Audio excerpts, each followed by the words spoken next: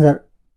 இப்போ என்னன்னா தமிழ்நாட்டில் பல கேஸுங்களில் ரொம்ப தண்டனைகள் கடுமையாக இருந்தாலும் சட்டங்களும் கடுமையாயிட்டு இருக்கு. ஆக்சுவலி சென்ட்ரல் கவர்மெண்ட்டு அந்த சட்டத்தை வகுக்கிறவங்க பல சேஞ்சஸ், என்ன சட்டங்களுக்கு கடுமை, தண்டனைகள் கடுமை ஆயிட்டு இருக்கு. சரிங்களா?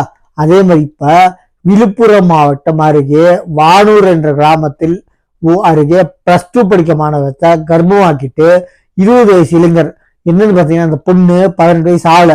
சரிங்களா? அதனால போக்சோ வழக்குல கைது பண்ணியிருக்காங்க. மாசமாக்கிட்டான்னு சொல்லிட்டு அந்த பொண்ணு வந்து சின்ன வயசு சொல்லி ரேப்புன்னு சொல்லி போக்சோ ஆக்ட்ல குழந்தைங்களை கர்ப்பமாக்கிட்ட பேர்ல வழக்கு போட்டு அந்த பையனை அரெஸ்ட் பண்ணியிருக்காங்க. எங்கன்னு பாத்தீங்கன்னா விழுப்புரம் மாவட்டம் வானூர் கிராமத்துல.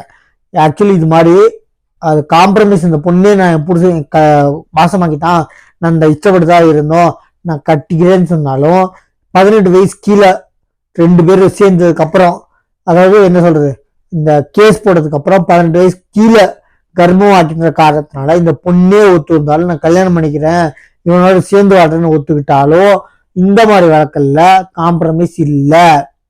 18 வயசுக்கு மேல வேற, 18 வயசு கீழே வேற சட்டங்களை வந்து 18 வயசு கீழே குழந்தை கணக்கு. சரிங்களா? அதை வந்து கர்ப்பமாக்குறதுனால இவனை அந்த வழக்குல கைது பண்ணியிருக்காங்க. அந்த பொண்ணே 18 வயசு ஆகி நான் இவன் தான் கல்யாணம் பண்ணிக்கிறேன்னு சொன்னாலும் ஒரு சில கண்டிஷன்ஸ், ரொம்ப ரொம்ப ரேர், 100ல் 1, அதாவது எக்ஸாம்பிள் 100ல் 1 கேஸ் சுப்ரீம் கோர்ட் அலோ பண்ணுவாங்க இந்த மாதிரி கேஸ்ல, அதாவது காம்ப்ரமைஸ்க்கு. ஆனா எல்லா கேஸுக்கும் இந்த மாதிரி காம்ப்ரமைஸ் ஆக முடியாது எக்காரணத்தை கொண்டு. சரிங்களா? நம்ம சேனலை சப்ஸ்கிரைப் பண்ணி பாருங்க. தேங்க்யூ.